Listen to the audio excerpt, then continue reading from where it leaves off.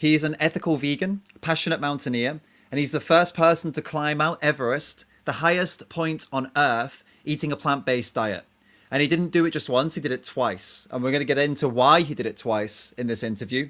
Now, for those of you that don't know, Mount Everest is 8,848.86 meters high, which is about 29,000 feet. And these are all numbers, right? So let me just give you a comparison. That's about the same as 1,500 two-story houses stacked on top of each other. And if that wasn't impressive enough, this guy, Kuntal, was almost faced death during this. As in, it's already death-defying to actually do this climb, but there was a natural disaster that hit during one of his expeditions, which we're going to talk about, where he actually came face-to-face with a near-death experience. Let me bring Kuntal in and introduce you to our guest, who I believe to be the world's toughest vegan, Kuntal Joisher. So welcome, Kuntal. Welcome to the stream. Thank you so much, David. Thank you for your amazingly kind words. You were too kind. But again, thank you. And before we actually get into this conversation, I really wanted Yeah. to touch upon the point of world's toughest vegan. Yeah, I, go I for I it. truly believe that every single vegan or every single human being who makes the decision to go vegan or stand up for animal rights, I think is already the toughest person in the world. Way, way, way tougher than any other human being. There are so many humans who fight for humans, but there are so many less who fight for the animals. And I feel every single human who stands up for animals is already tougher than everyone who doesn't. And I'm going to make this comparison, and I'm probably going to get a lot of flack for it, but I think I truly believe in that. Every single one who decides to go vegan and stand up for the animal rights cause is already the toughest person in the world. So I'm glad to have that title, but I think all of us share that title. What a wonderful way to begin. I think you've just won every single person in the chat. That's it now. Everyone loves you now. As if they weren't gonna love you anyway, but now Yeah. you've got it. It's solid now. So welcome, man. Look, I want to get straight into this, right? We know what you've did. We've just been through that, and we're gonna get into that. But with what you've been doing, and when I guess at the beginning of all of this, when you decided like I'm gonna do this, you must have had so many. I mean, you just said how tough it is to be a vegan, right? That's because of how many people there are out there who have passion in telling you you can't do it, right? They take passion in telling you you can't be vegan, you can't do this, you're weak, you're frail, and nature can be, extremely brutal, to all of us, whether vegan or not, right? But with people thinking that vegans are weak and frail, and someone like you facing the most powerful adversary that there is, nature, you've proven them all wrong. You've faced arguably the most extreme challenge in the world, and you've won, right? And along the way, you've got some firsts under your belt as well. Your first vegan mountaineer, first person to summit Everest on a plant-based diet. So, like, how does it feel? First of all, like, give me just a chat. How does it feel to be standing, someone who's achieved so many of these things, and showed the naysayers that it's you can do it. So, one of the things is that when I first decided back in 2010 that I was going to climb Mount Everest, I think there was a lot of pushback from especially the mountaineering community as I was starting to kind of get into this entire thing and write to people, hey, I want to climb Everest, but I want to do it as a vegan. And they're like, no, but you need meat, but you need cheese, but you need to eat beef jerky, but you need to eat like spam. And I'm like, "Oh, why would you even say these things? I mean, that to me it didn't make any sense, even from a scientific perspective. Forget, from my moral on my ethical perspective, it just did not make any sense. But in my mind, it was very clear that I was going to climb this as a vegan or not do it at all if it was not possible. But I knew it was possible. It's just that I had to go and I had to do it. Uh, in terms of how I feel, I went vegan in 2002, so it's been 18 years.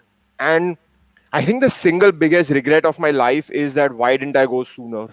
Why didn't I go Yeah. vegan sooner? And to me, when I summited Everest, it was just kind of contributing back to the cause that changed my entire life. And so that is the single most reason why I feel so happy about it, that I was able to contribute back to the cause. And probably for the first 8 years of my vegan journey, I tried inspiring a lot of people to go vegan, but I think not many went vegan. But in the last decade or so, a lot of people, probably thousands, have gone or decided to kind of experiment with veganism. And I think every person who I've touched who has decided to go vegan, every person we collectively touch who has decided to go vegan, at the end of the day, we are saving animal lives. And to me, I think that is what I am, I would say, proud about. I would not, I don't like, I'm a little, like, proud is probably the wrong word. I'm just happy about it Yeah. that I get to contribute to this cause. I'm grateful that I get to contribute to this cause and continue contributing to this cause. And so, yes, that is, what, that's how I feel. I feel just grateful to be part of this community. And, and I wish probably to live. I don't know if I will live that long, but I wish to live in a world where no animals are harmed ever, ever. I, Absolutely. Yeah, I think we yeah, all wish. I think we all hope we can see that world, man. And yeah, I'd say yeah. it's you definitely have. And I mean, yeah, it's that's one of the most incredible things, isn't it? Is that you achieved something that is just unbelievable for so many people can't even imagine doing what you've done. But yeah, you're right. You're totally right. Off the back of that, you've influenced potentially tens of thousands, never mind just thousands, to actually take veganism seriously by the act that you did, right? And you said you feel proud about that. I can totally understand why. Like, what kind of messages and things have you gotten from people then? Like, I mean, tell us a story or two about people who've reached out to you about veganism since you achieved this. I think I get messages practically every day. Like Right. I was backstage and I was just kind of, going through my Instagram. So there's this, person who just writes to me. In a couple of weeks ago, I was part of this 5 day kind of a marathon sessions where I was speaking to college kids, about 7,000 plus college kids, and I was kind of speaking to them every day about my story. And then Right. so many of them wrote back to me saying, you know what? I am not going to drink milk from today. I'm going to try out building my fitness without eggs. I'm going to try out this. And if you can do it, I can do it. And look, my point always is I'm not a mountaineer. I'm not a mountaineer by profession. Heck, I don't even have a genetic gift to be a mountaineer or a fitness athlete. My entire ancestry is people who have lived in a desert and who have been overweight and obese and business people with zero athletic background. So Right. if someone like me living in Mumbai in plus 40 degrees Celsius can climb Mount Everest, can train hard, can turn around their life while being a vegan and have no nutritional deficiency and have no problems whatsoever building that level of fitness and going and climbing Everest, I think every single person in the world can do that. And a lot of people, when they hear my story, they are like, this is just a guy like us. If he can do it, why can't I do it? Like, when you see someone like maybe a Serena Williams or a Novak Djokovic, they are the top most athletes in the world. You are like, Hmm. oh, but he has the genetic gift to be a tennis player, or oh, Usain Bolt had a genetic gift of, runner.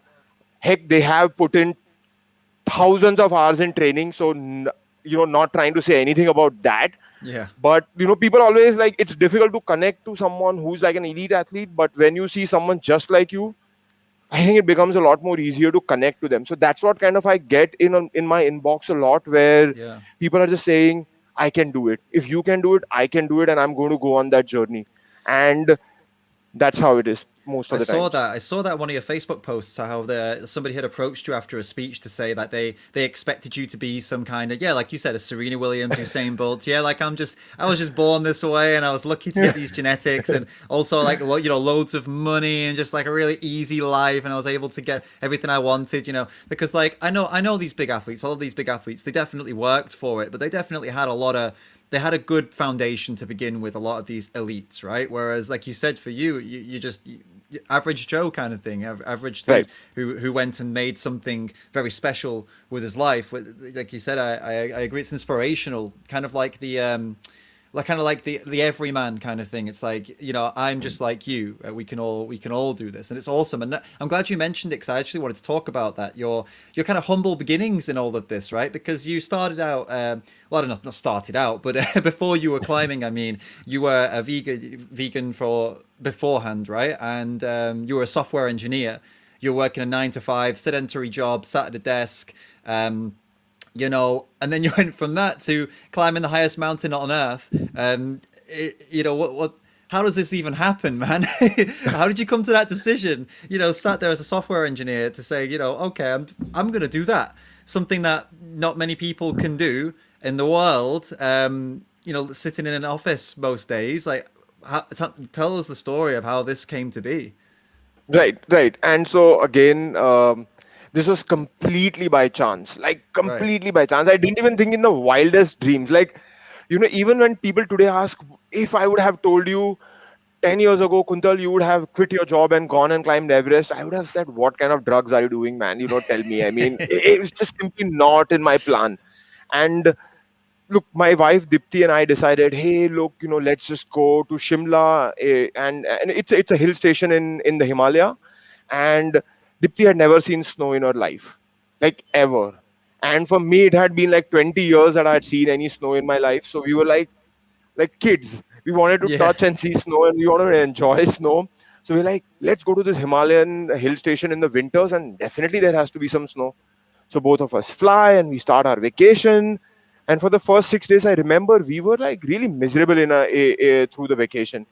Like our heater was not working in the room. We were cold. There was no hot water. We were just typical tourists. Like when I think about that trip today, I'm like, what? I was cribbing about a heater not working in the room. And when you're at 28,000 feet, it's so cold. Yeah. Like heater is the last thing on your mind. So I'm like, it was such a drastic change. But anyway, going back to the story, on the last day, we were like so desperate to see some snow. So one of these guys in the market says that, I know this place and you will definitely be able to touch, snow. And we're like, here's our money, take us, take us. And so he drives us to this nice kind of a hamlet called Narkanda. It's on the old Hindustan Tibet highway. And I remember standing there and just mesmerized by everything around us, gigantic Himalayan peaks all around, and we were like blown away. And I told my driver, you promised you are going to make us touch the snow. This is not what you promised. Like I could have seen snow anywhere I wanted. And Yeah. he's like, no, no, no, I'm going to keep my promise. So we start driving to the top of this small peak, and about a half a kilometer into the drive, we run into a lot of snow. So our driver is, here's the snow. Now you can have your fun. So both Dipti and I went. We were playing snow angels. We were making small snowballs, throwing at each other, just having a good time. Basically, I think then something clicked. Probably, probably the risk that I took that changed the direction of my life. But I told Right. Dipti, I'm really enjoying this, and why don't we walk a little further and see how things go? For the next 4 hours, we trekked, and we reached the top of that small peak that we were supposed to drive to the top of. Hmm. And I think when I was standing on the top of that mountain, that is when my entire life changed. I I truly, for the first time in my life, felt what happiness. I would not call it happiness because happiness is such a transient feeling. Mm. Whereas I truly felt alive from like the most bottom part of my heart. I mean, like every single cell in my body felt alive. For the first time, nothing, no planning for the future, not pondering about anything that I did in the past, but just existing in that microsecond of the moment. And that state of mind, it just blew me away. I'm like, this is amazing. And I think it is that state of mind is Mm. what I ended up chasing a lot. Because when I came back down after that trip, I'm like, I want to feel like this for the rest of my life. And how can I do that? And I was a passionate technology person. So I thought, hey, maybe next day when I go to write some code or build my next company, I will feel exactly this way. Yeah. Unfortunately, I did not. So I had to go back into the mountains. And every time, after 1.5 years after that, every time I went to a mountain, I felt just like that. Amazing. And that's when I Mm. decided, you know what? I want to kind of see the tallest mountain of the world. I want to see Right. Everest. So I signed up to walk to Everest Base Camp. And you were with me on a couple of years ago on an Everest base Yeah. camp trip, I think more than that. But we flew into Lukla, and then for the next 8-10 days we walked through some of the most spectacular scenery, at least back then, I had seen in my entire life.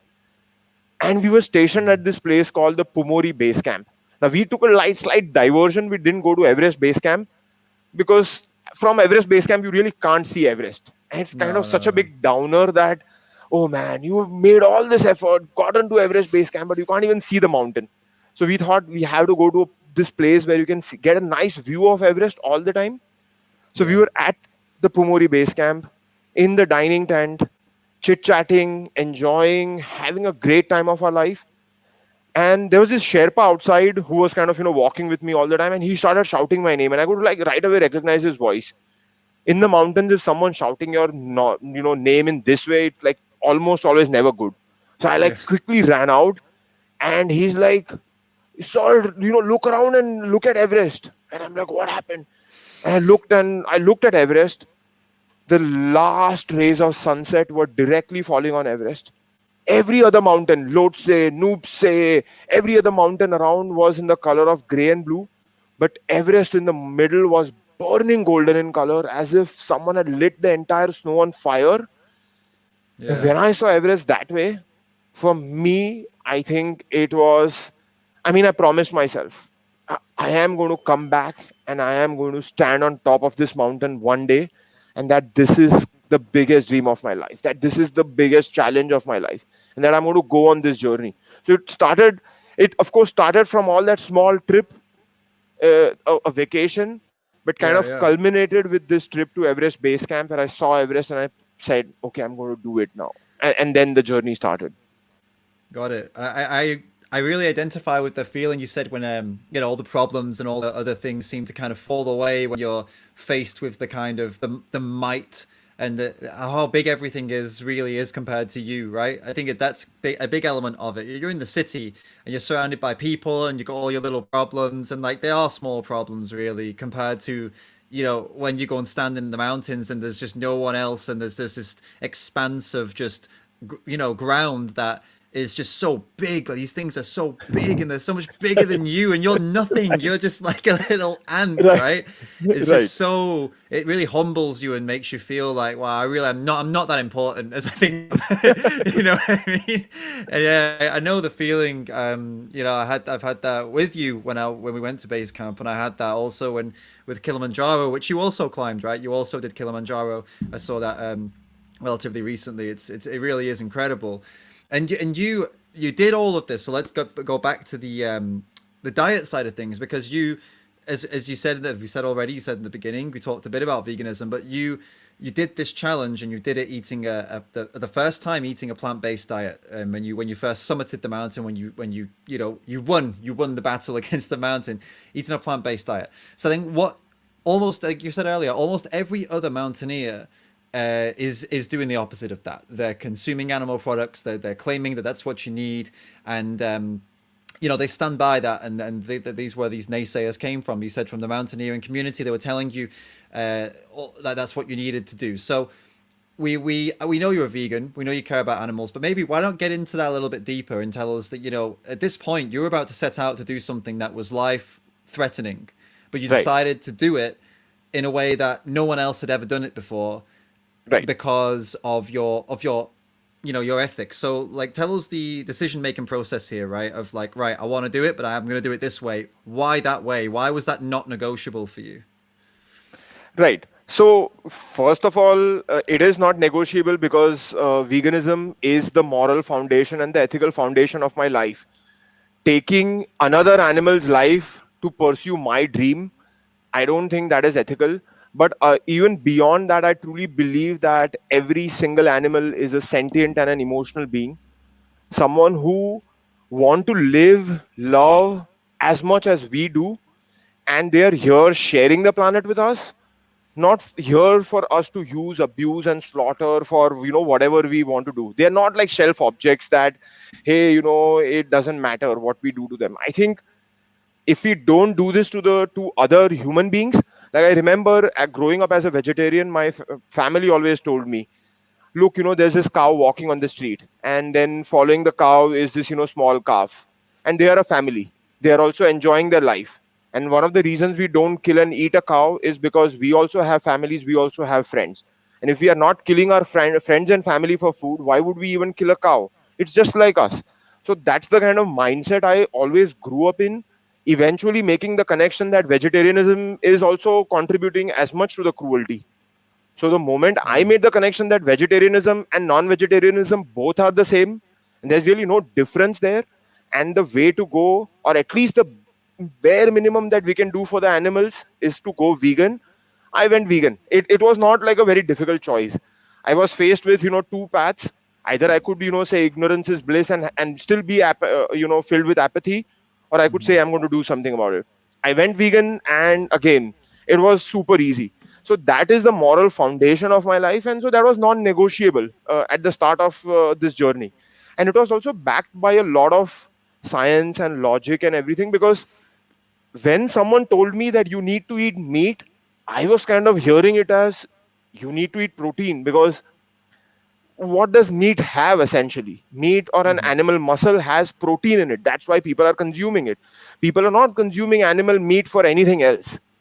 Okay, there's nothing else in that. Maybe sure, there's some, maybe vitamin B12 or something, but that we can easily get from, supplements or stuff. And then when they said you have to eat cheese, I'm like, okay, they are saying you need to eat essential fats or you need to eat fats. So I was, when they were saying something, I was hearing it completely differently. And so I said, okay, here's what I can do. Yes, no one has done it. And I am not going to be reckless and put my life at risk and put even, because look, vegans are always under the microscope. Even if I get like a fever, people say that because you are a vegan, you get fever. If I get hurt, people say you got an injury because you are a vegan. So I'm always under that microscope. So I knew that fact. So for me, it was important to not be reckless in this entire journey. So I said, okay, I'm going to go climb a smaller mountain. I'm going to see how that smaller mountain goes. And I'm going to test all the theories that I have in my mind about nutrition and about training and about fitness and about everything. And if it works out well, I'm going to go climb bigger mountains after that. And I went and I climbed my first 20,000 feet mountain in 2011. And believe me, veganism was the least of my problems. On the contrary, veganism was not a problem at all. We were Yeah. a team of, I think, 10 people. I was the only vegan. I was the only vegetarian, consequently, because vegans are vegetarian. I mean, we don't eat meat. So people will always think, oh, these are vegetarian people. So Yeah. there was one vegan on the team. Everyone else ate meat. Okay. And I was probably, even with the minimal training that I had done, I was probably the strongest climber already on the team. So I am like, if without any training, I can climb a 20,000 feet mountain and do pretty well on a vegan diet, I think diet is not a problem here at all. There's Yeah. no issue with the diet. And that is all I just wanted to confirm. And now I can keep this point aside and just focus on my training, focus on building that kind of, fitness and experience that is required to climb Everest, and just keep going on this journey. There's nothing Yeah. that really needs to be done from a dietary perspective.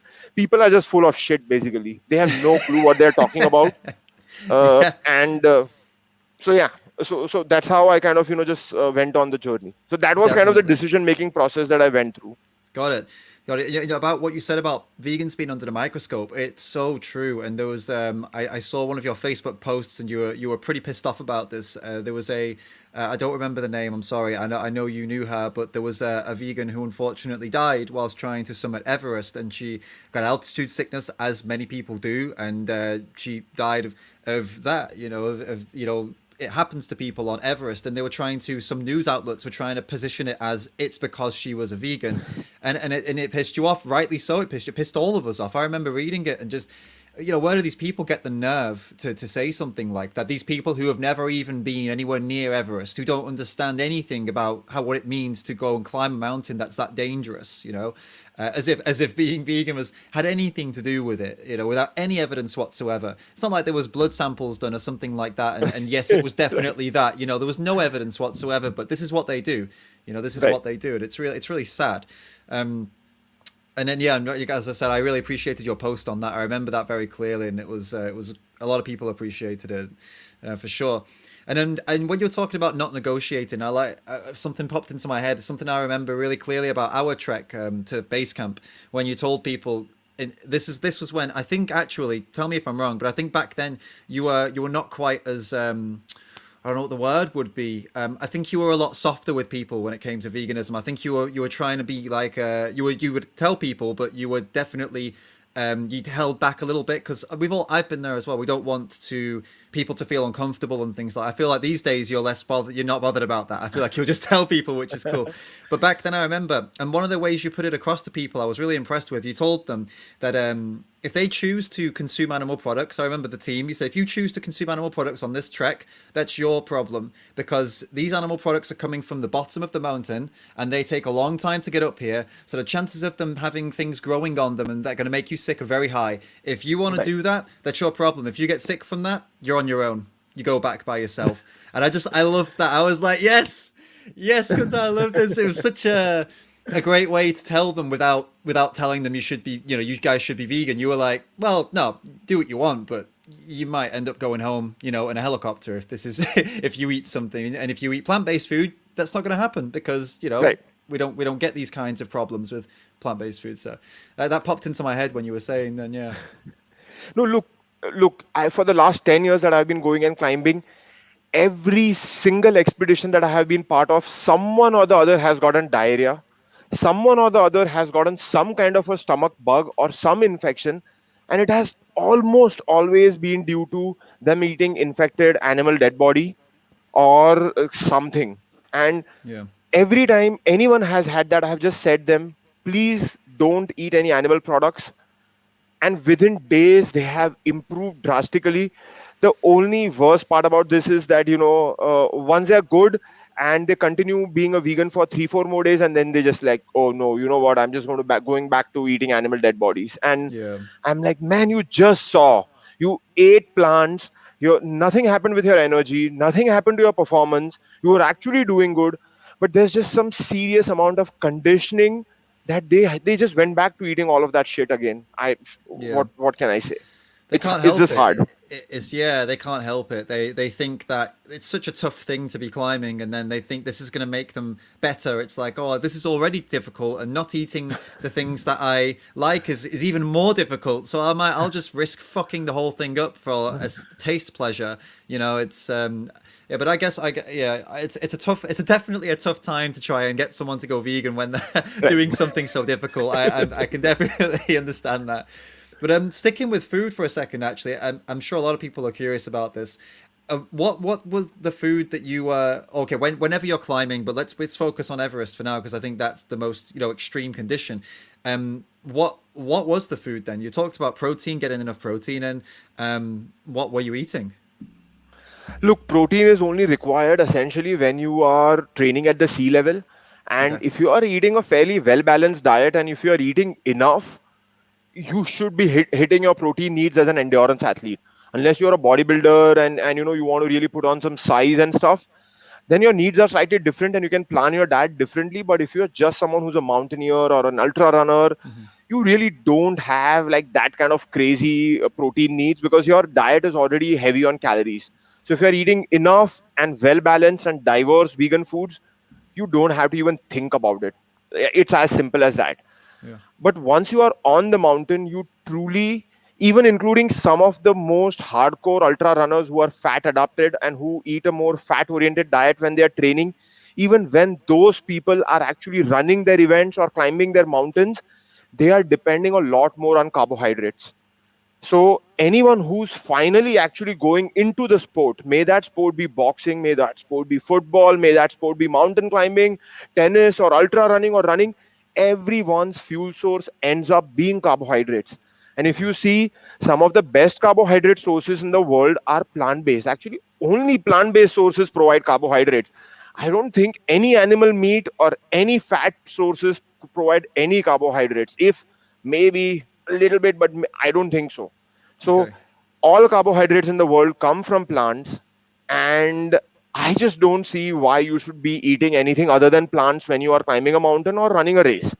Yes, you need some protein, and yes, you need some essential fats, but that amount of protein you are already getting from plants, and that amount of essential fats also you are easily getting from plants. So primarily my diet is very carbohydrate heavy, at least when I'm climbing the mountains, Hmm. and it's a mix of simple and complex carbohydrates.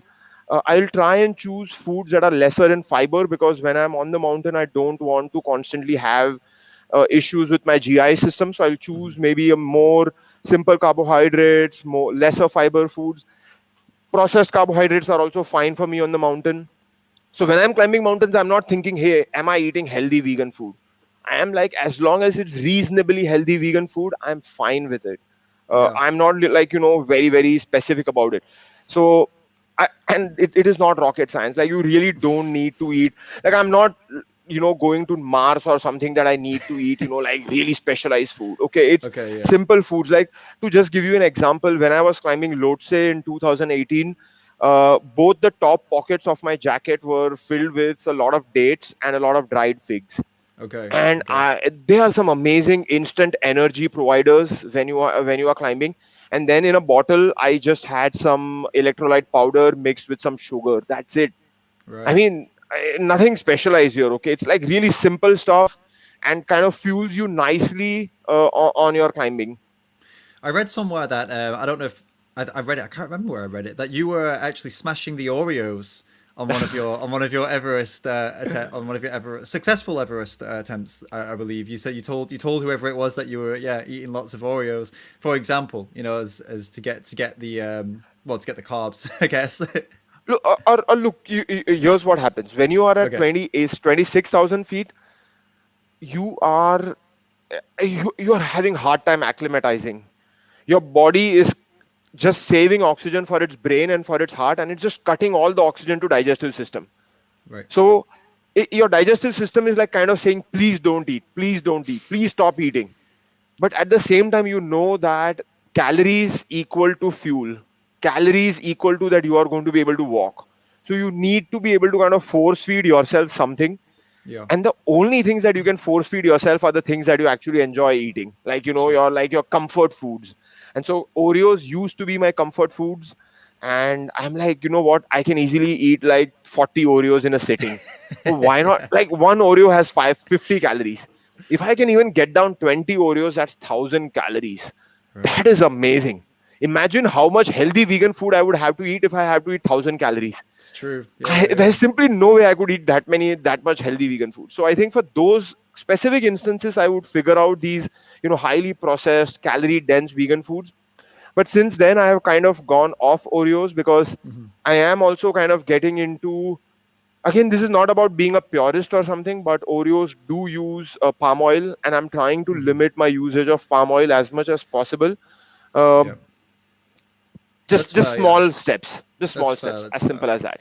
I think one of the standout moments again for me, or a very happy moment was when you told me when before we did our hike that you said basically you just all you need to buy is all the things that make you feel good. You don't have to worry about is it healthy or not. No, no, no. You just buy whatever it is. So we went to the supermarket and we were buying like chocolate peanut butter.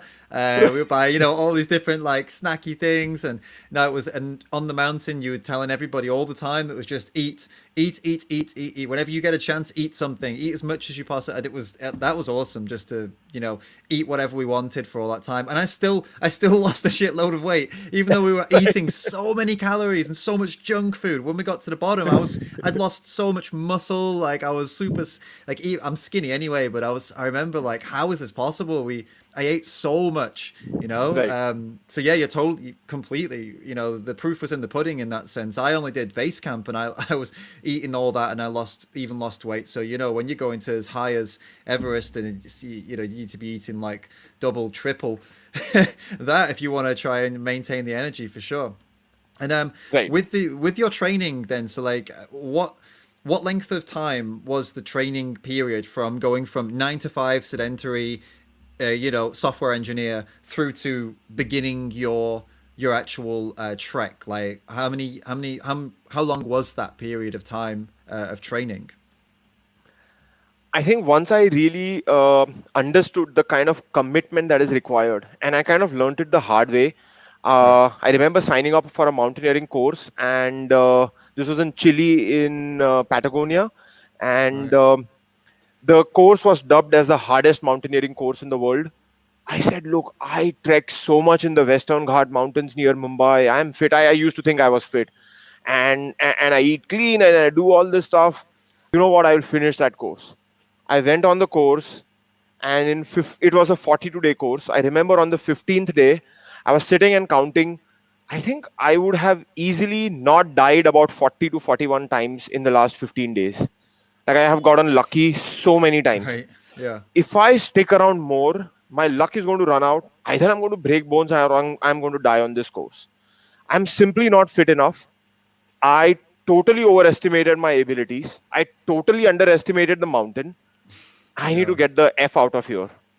And I came home and I realized this climbing Everest is not easy. It's going to be requiring some serious amount of commitment and a disciplined life and a lot of consistency.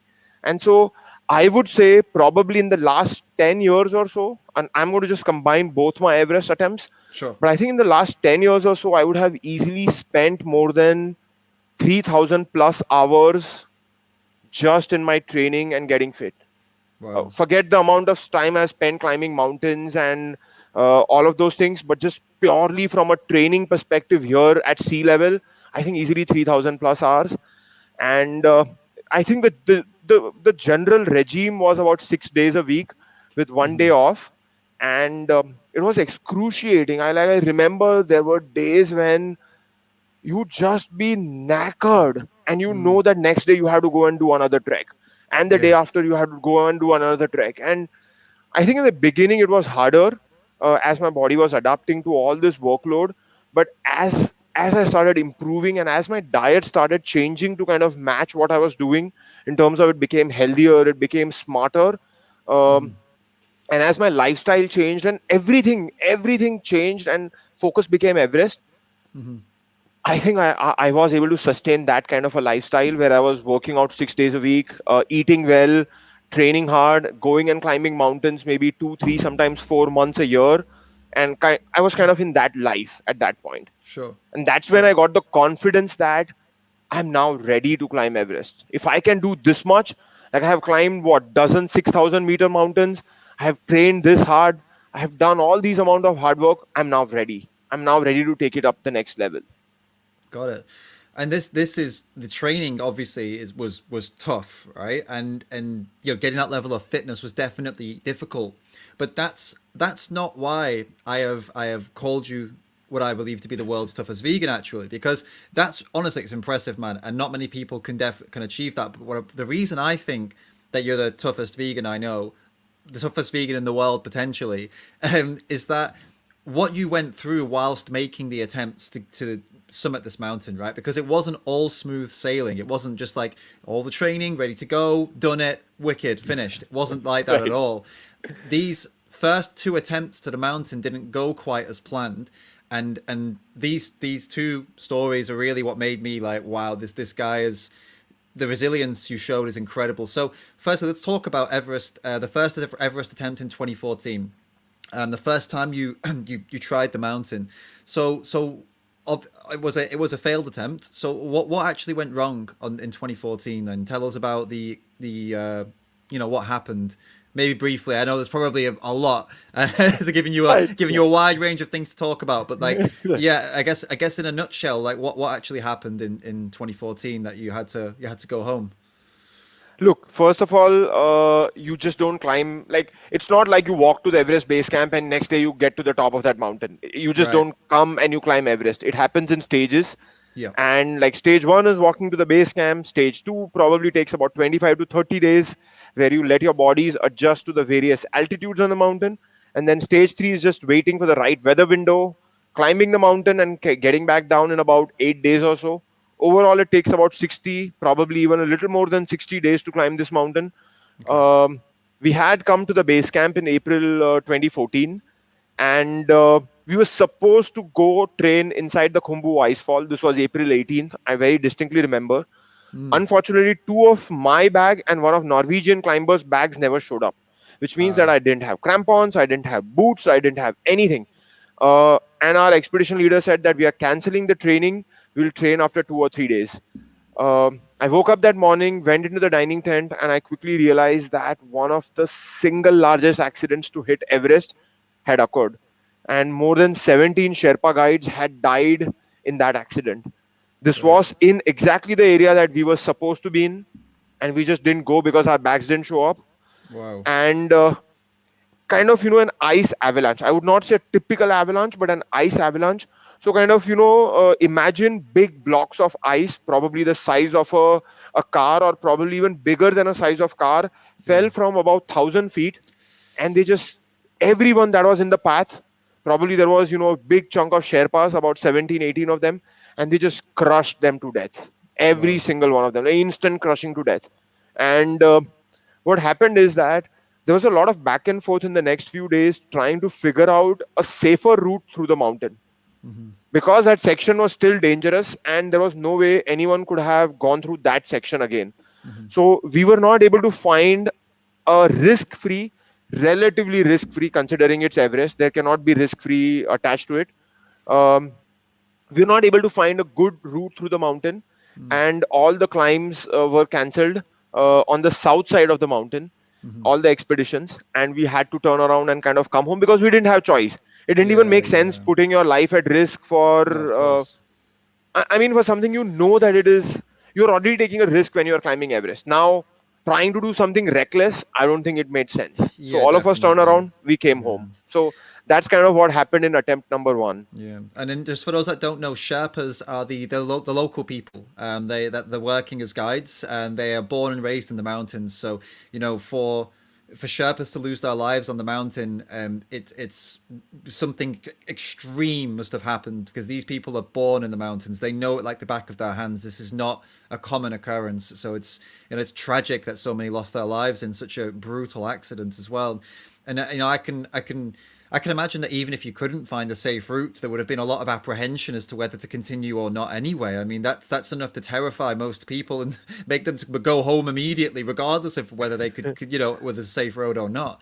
And Right. that, I mean, I can imagine that after such a build up and so much training and so, I imagine that must have knocked you really hard to, first of all, to see such violence from nature and so many people losing their lives, and then secondly that it meant that you now had to go home after such a build up. How did you motivate yourself to get back up and get back to base camp and start again, in the following year, 2015? Like, how did you find the motivation to go back?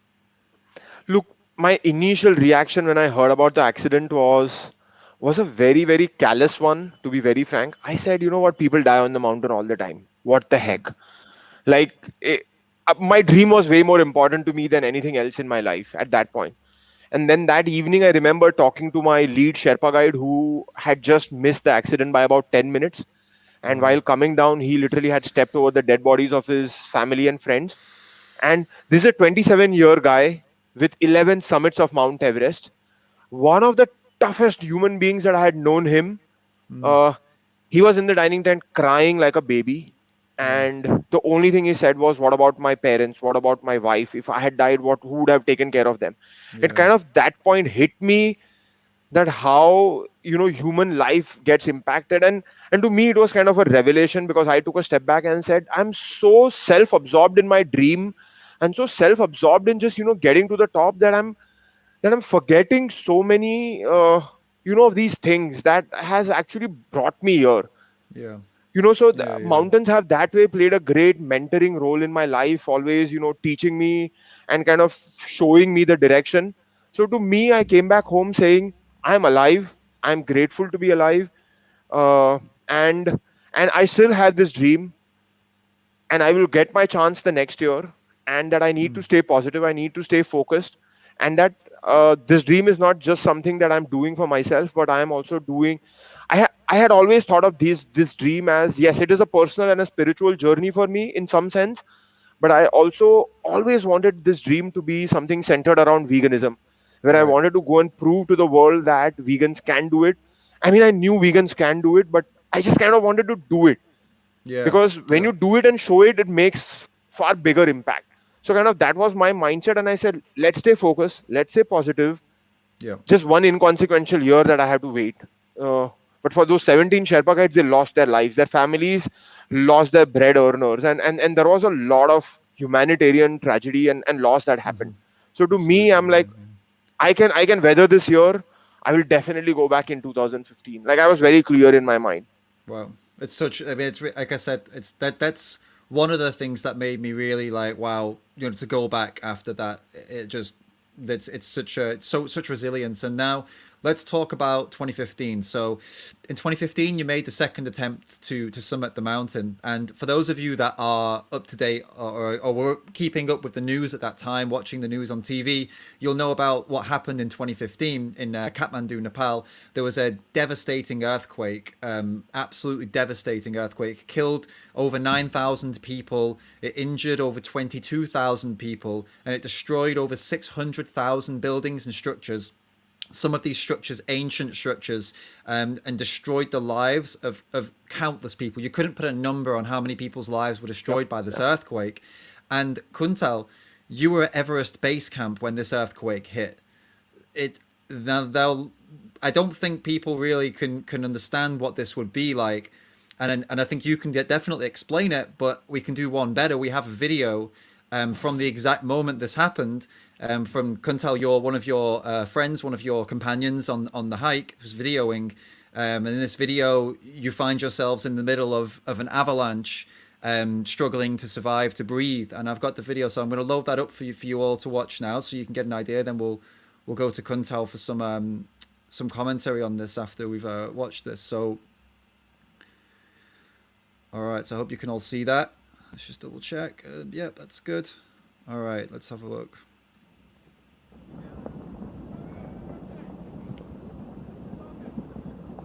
The ground is shaking.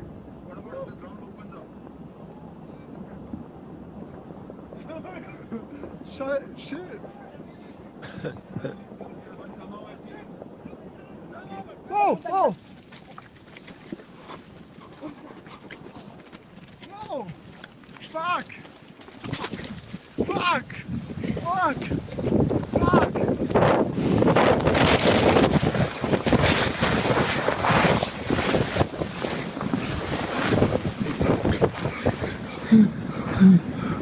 Come under my jacket. Come under my jacket. Are you okay? Yeah. Alright? Yeah.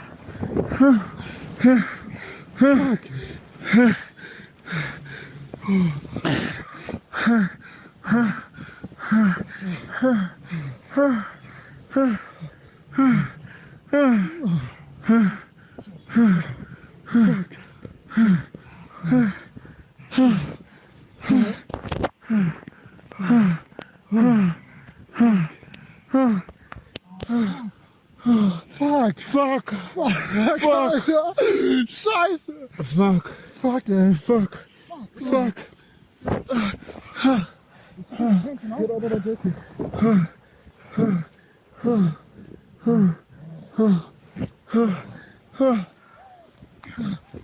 No, wait.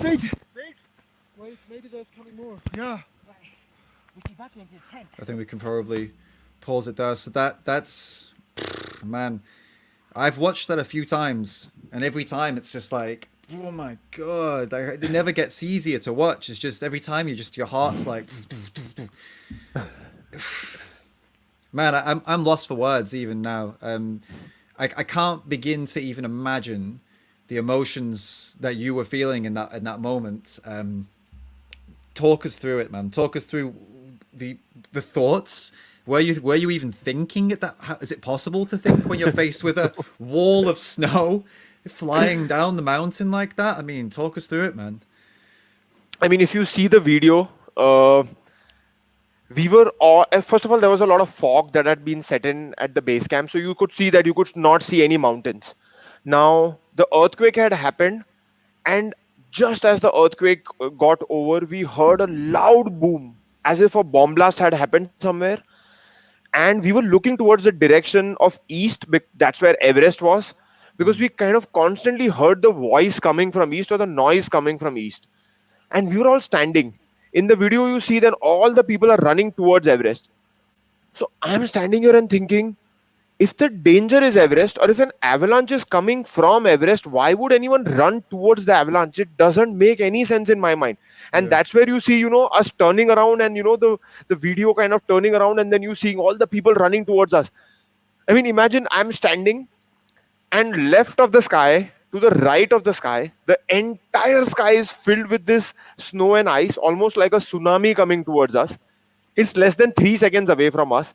So it's not like we can outrun it. It's Yeah. not like I can go left, right, I can go center, I can go anywhere. There's no way to outrun it. So I'm like, I think what happened is it was just a knee jerk reaction where Yost ran and I kind of just ran behind Yost.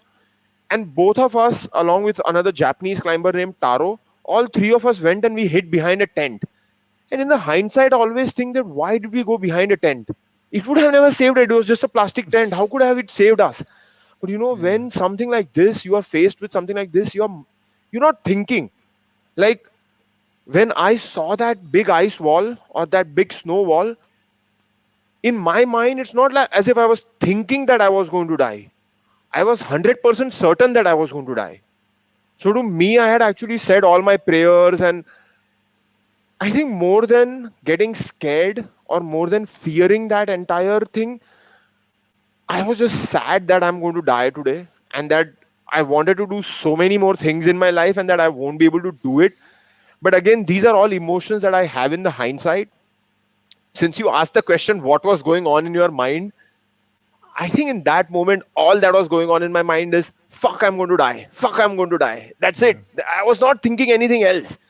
That it's just some survival instinct kicking in, running, and you just entire panic. Entire base camp is in panic.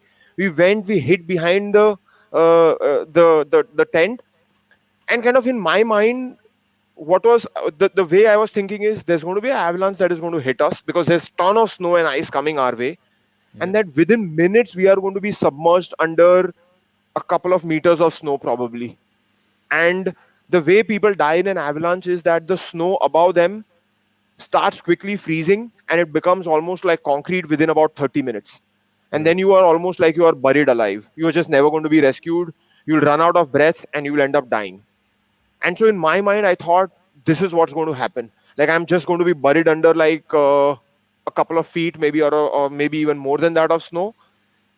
And as 10 seconds passed by, I looked at my hands and I'm like, this doesn't look like, there's going to be a couple of feet of snow on me. And so kind of, a sense of relief that I'm going to be alive, maybe. But then the struggle started where I was just not able to breathe because the avalanche, has like almost sucked out all the air from the atmosphere at that, in at least that area. So we are like all like, I'm trying to, suck in air and I'm just not able to suck in air. And I'm trying it 3, 4 times. I'm like, initially I thought, am I panicking? And that's why I'm not able to breathe. But that's not the case. Everyone's struggling. And that's when the guy next to me opened his jacket and said, Kuntal, you can come inside my jacket. This was Jost Kabush, the German mountaineer. And so he said, you can come inside my jacket and breathe. So I went inside his jacket and I'm like, oh, oh. So, that's kind of, where I'm like, Yeah. Yeah. okay, I can breathe. Now, it was almost as if, a small baby kind of born and, taking their first breaths of air. Yeah. And believe me, that was a rebirth. All thanks to Yost. I'll always be thankful to him for saving my life, for having the presence of mind in that moment. But again, one of the reasons why all of us got kind of thrown off, we were looking at Everest, was the avalanche was coming from Pumori, which is diagonally opposite of Everest, Yeah. but the echo was coming from Everest. So we were all following the All echo, right. and that's Right. where kind of we all got confused.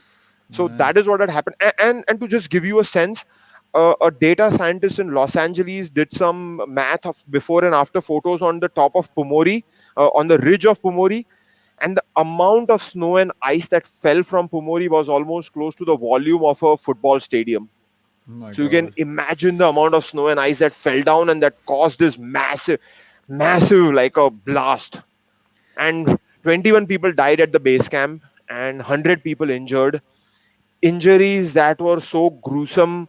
Like we saw one lady, half of her face just missing skin and bones, Oh my and God. 50 feet away from where I was standing or where our entire team was stationed, 5 people died in that team. So just about like right to us, there was a small snow hump, and on the other side was another team. 5 people died in that team, and we were just lucky that we were at that place. If we were just 50 feet on the right, Yeah. I would have probably gotten airborne, thrown into the ice field, smashed into some boulder, and died like a really, really horrifying death, like a really gory death. And I again look. The only thing that I can feel is that I'm grateful that I'm alive, and every moment since that point that I have spent has just been a bonus Yeah. because I had given up. There was no way I was going to outrun that avalanche or going to survive that avalanche.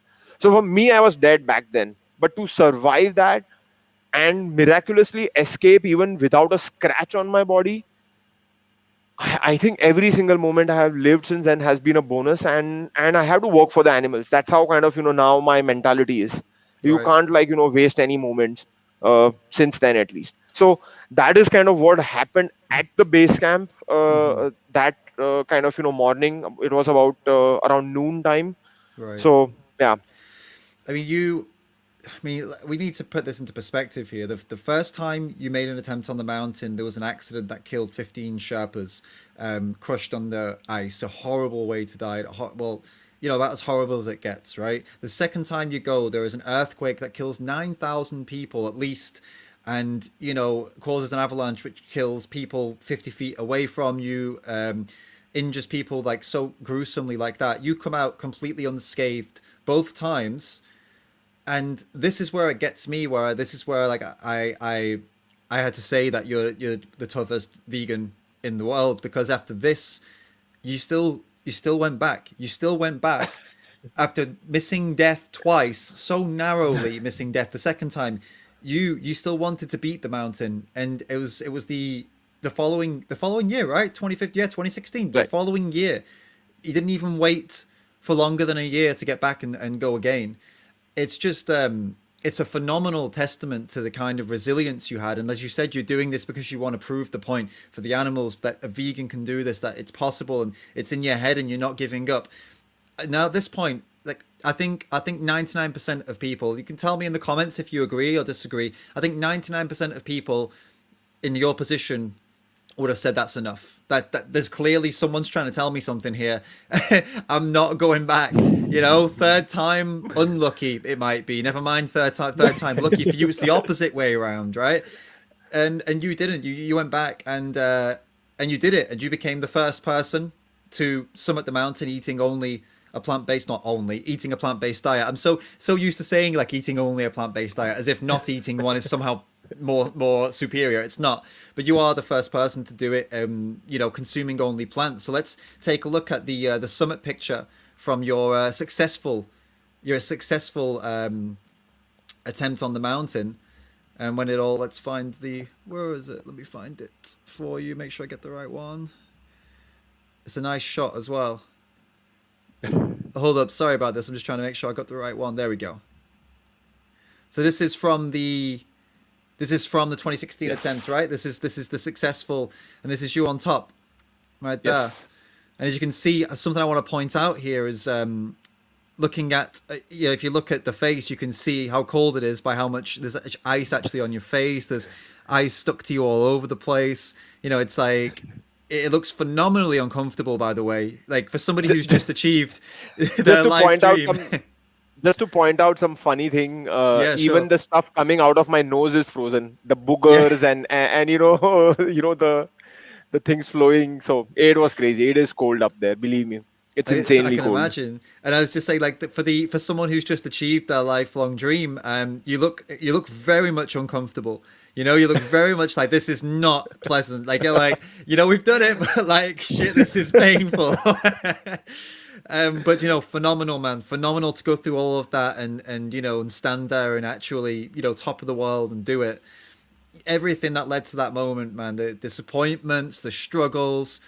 And you've been asked this question before, and I know your answer to this question, by the way, because I've asked you it before, and I know everyone asks you it, but we've got to ask it because everybody wants to know, what's it like to stand on top of the world, Kuntal?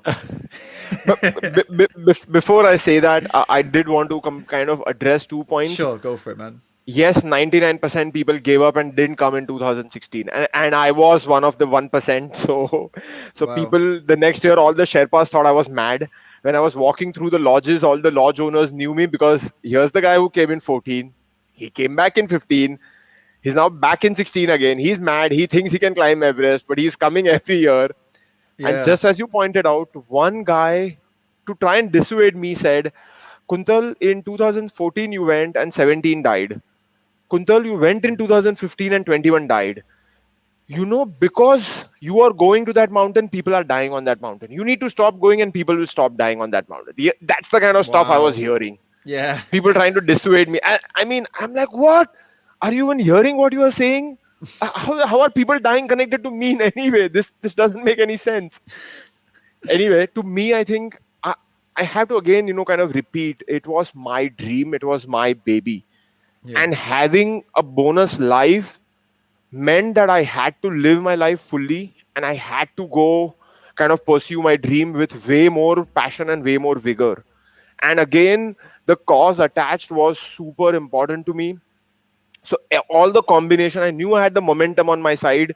Hmm. And yes, there was it was a disaster of epic proportions in Nepal. And one of Mm. the things I truly also wanted to do was I wanted to again go and contribute to the Nepalese economy and Okay. kind of share with people that everything is fine, come back. Because look, you can give people the money, but a better way to kind of help out people is rebuilding their economy and investing in their economy. So there were a lot of things that were going on in my mind. It was just not one thing that kind of led me to that decision. But Okay. overarching one thing was this was my dream and I had a cause and I wanted to kind of complete that. Uh, Sure. and I was not there to beat the mountain. Believe me, Everest cannot be beaten. It is simply impossible to beat Everest. It is Okay. impossible to conquer Everest. As you saw from my photo on the top, I was miserable. I was, and as much as internally, I was like, yes, yes, I've done it. On the face, you can't see it because everything was freezing. The moment I was crying, the tears they would reach here and they would freeze, and I'm like, what is happening? I'm miserable on this mountain. I'm cold. I want to get the heck out of here. That is all that was going on in my mind. Yeah. So, Yeah. no, I did not beat Everest, and I didn't even go with the mentality to beat Everest. I think, if anything, uh, I don't want to give a human characteristic to Everest because nature is and mountains are. They're not, they don't behave like humans. They're not like, Hmm. malicious like humans or something like that. Uh, but I think Everest allowed me to stand on its summit and spend some time on the summit. So I'll always be grateful for that opportunity to be on the top. And how did I feel on the top? I think while on one hand, physically I was knackered, physically I was like beat up. I think mentally I was literally on top of the world. I think Okay. from every aspect I was on top of it. I was exhilarated beyond imagination. Probably the 20 best minutes of the 41 years of my existence. Yeah. I would do anything to feel like that again. I have not felt like that again ever.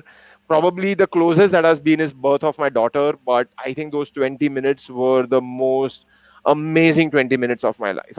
Beyond a doubt, beyond a shred of doubt, magical scenery from the top. But I think apart from everything, it was just that mentally how I was feeling and that happiness in my heart, unbeatable. It was just spectacular. Nothing would ever beat that feeling. Yeah. There's So almost there's yeah, that's almost how not I enough felt. words. There's almost not enough Yeah, words there's to not even enough words. describe it, right? Yes. We got a nice super chat here, by the way, from Andrea, who says Kuntal's an amazing human. So, that's a really beautiful thing to say. Thank you, Andrea. Thank you so much for supporting the stream and supporting Kuntal as well. And if you also have something to say, you want to have your comment up on the screen like this, then please do use the super chat. And don't forget, we are going to have a Q&A. So use the pinned comment. There's a link right there. You can send questions for the Q&A as well. So yeah, definitely do both of those things. Awesome, man. And so this time around, then, when this is the successful one, did you find it easier to summit after having been through the kind of two attempts, like, and getting, the initial period, getting to the base camp, and you did actually get some chances to, go a little bit further, right, in the previous attempt. So did it make Right. it easier when you actually summited, or was it just as difficult as the first two times you attempted? So, just a little bit of background information. Sure. After I came back after my 2014 climb, in the autumn season that year, I went and summited my first 8,000-meter mountain, which was Ah, Mount okay. Manaslu. And when I did Mount Manaslu, And when I crossed that death zone barrier of 8,000 meters and I was standing on the summit of Manaslu, I knew that Everest is now no longer a question of whether it will actually happen. It was just a question of when it will happen. Sure. So in my mind, I was very confident of my training, of my abilities, uh, and I knew that it's now only a question of when. And when 2016 came, yes, it was hard. Believe me, 2016 expedition probably is the hardest thing I have done in the entire life, even Wow. compared to the second summit of Everest. I think it has to be the hardest thing in my life. And but there was no point during the entire expedition where I thought that I was not going to be able to do it. I knew Yeah. that if mountain was in the good condition, weather was good condition, terrain was in a good condition, and if my health stayed in a good condition, there is simply no way that I'm not ready enough to stand on the top. And Right. just following that kind of mindset, I did stand on the top. So that was never a question to me.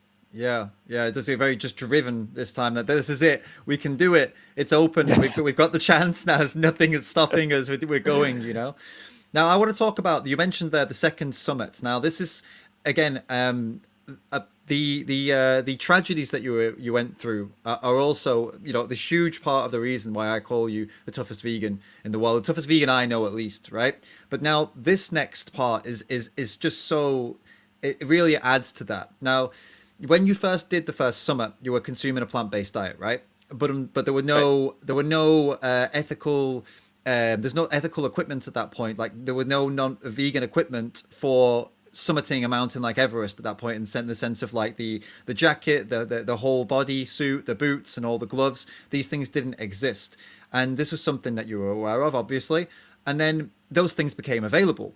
So what I really this showed such strength from you when you did this. You made that Facebook post, which I loved, where you said everybody was calling you the first vegan to summit the mountain. That was everybody was saying it, and you took it upon yourself to put out and say, "No, I'm not," because I was wearing animal products, and you admitted it.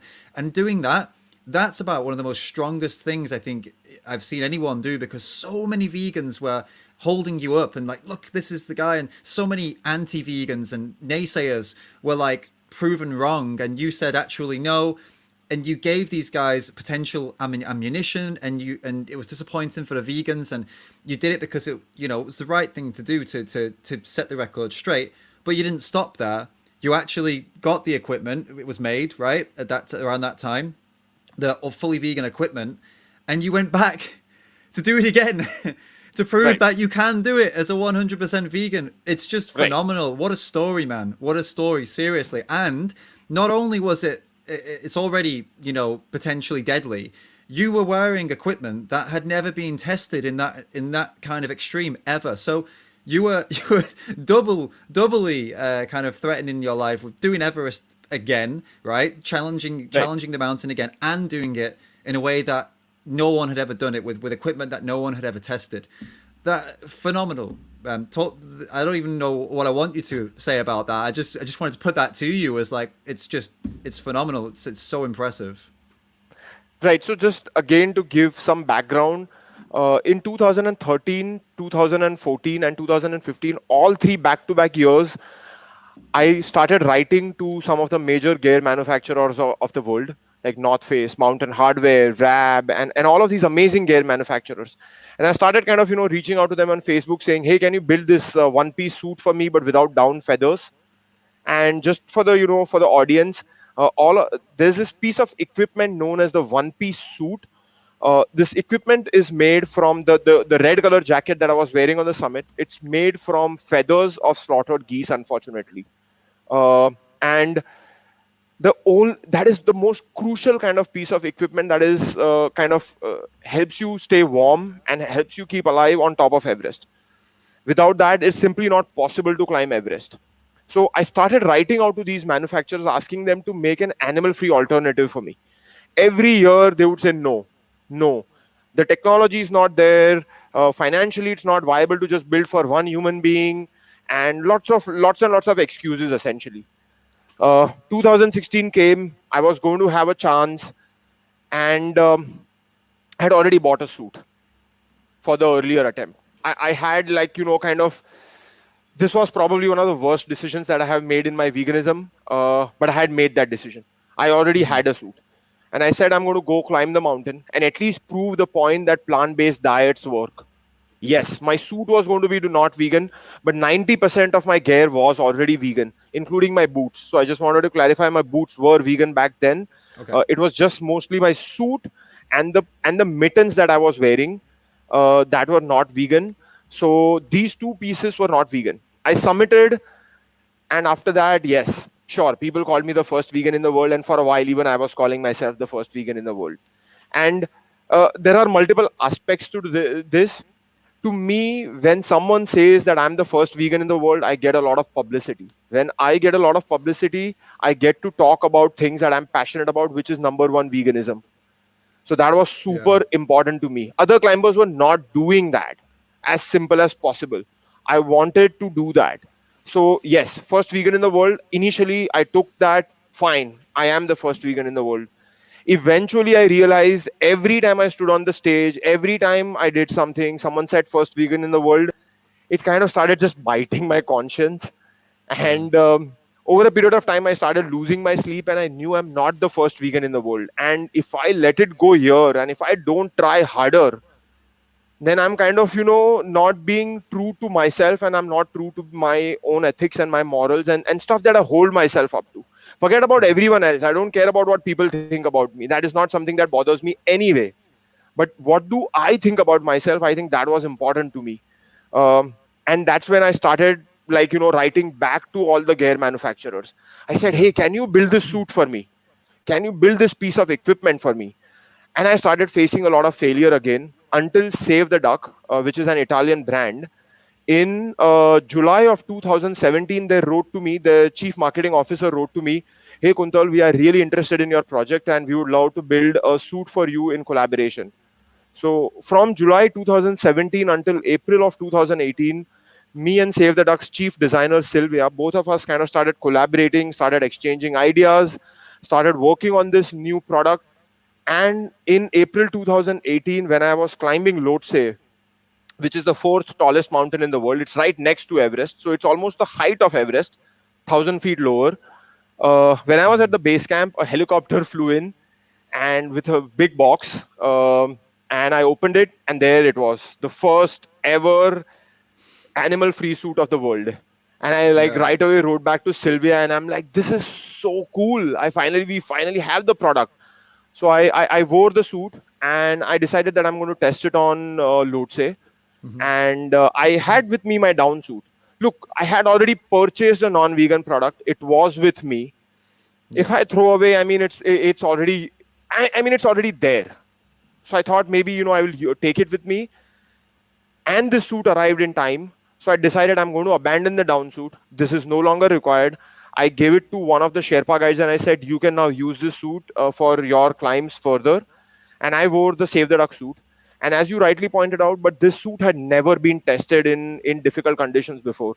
I think the only conditions that this suit was tested was in minus 10 degrees, probably somewhere in Italy. And Yeah. I'm like, Yeah. okay, I'm going to be at 28,000 feet in minus 45 degrees Celsius. And but this time I was actually ready. This time I was way more ready than before. Mentally, I was ready that I was willing to take this extra risk. Yes, it was my fingers, and yes, it was my toes, and potentially even my life. But I wanted to undo that mistake of 2016. So I was very clear in my mind that that had to be undone. And so I Yeah. went and I climbed Lhotse, summited Lhotse on May 15th in a 100% vegan fashion. Um, I will tell you this. I'll quickly tell the story of the mittens. I self Sure. Yeah. Yeah. constructed the mittens. Um, there was a tailor in Kathmandu and my gear outfitter in Kathmandu. All three of us sat together and I said, I need a vegan mitten. I don't care. Build it for me. We did some designs. We did some, again, back and forth. And a local tailor in Kathmandu built the first ever vegan mittens of the world again. Wow. And I wore that vegan mittens. Self-designed vegan mittens and a suit constructed by Save the Duck. And I was standing on Yeah. top of Lhotse. Believe me, it was so good on Lhotse. I didn't even get a sunburn. And I still have that message that I wrote to Sylvia because she asked me for feedback on the suit. And I said, the suit is too warm. It actually got me sweaty. And that was causing big problems. We need to do something to make Wow. it less warm. So you Damn. can imagine that after, like, when I stood on top of Lhotse, I kind of proved that to myself that vegan equipment was again just a question or a matter of when it was going to happen. Once Yeah, the of course. technology was available, it was just a matter of building it and trying it out. That as simple as that.